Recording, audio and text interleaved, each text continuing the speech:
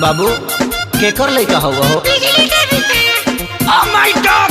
DJ!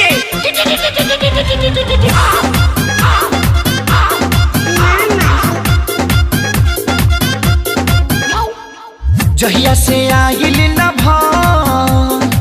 ससुरा से नहीं हो, जहिया से आइल न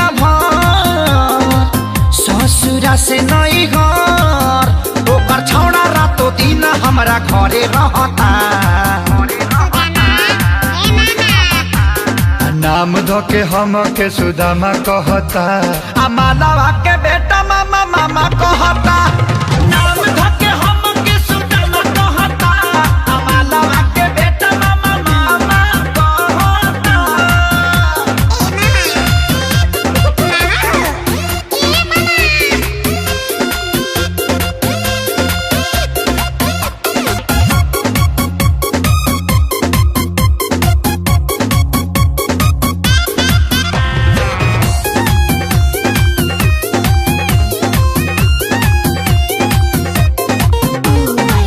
एक त 5 साल लागल मोहब्बत भुलावे में, दर्द बढ़ावे खाती आइल फेर गावे में।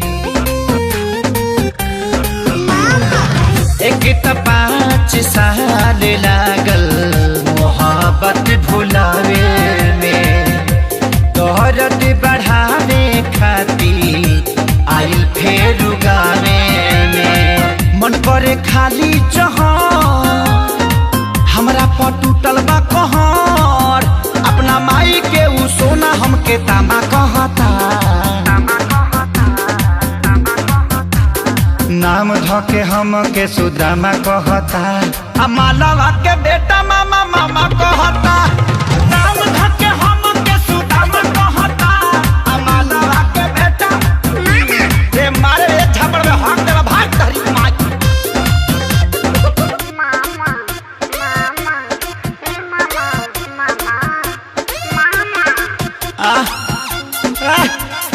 करे ते पैदा भइल बड़ी हमरा के डिस्टर्ब करे खातिर भग भग गया यहाँ से।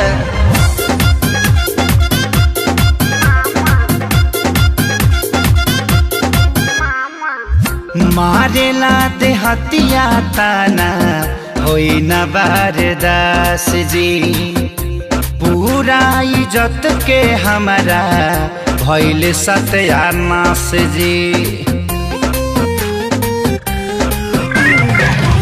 मारेला ते हतिया ताना होई न बारदास जी, पूरा इज्जत में भाई हो गइल बास जी। कैसे मिलाई हम न रहिले रातो दिन घर, खेसरिया के फाटल पाए जामा कहता। नाम धोके हम के सुदामा कहता, आ मालवा के बेटा मामा मामा कहता। नाम धोके हम के सुदामा कहता, आ मालवा के बेटा मामा मामा कहता। जाए बेटा तनी सा गलती हो गई न तो पापा कहतीस।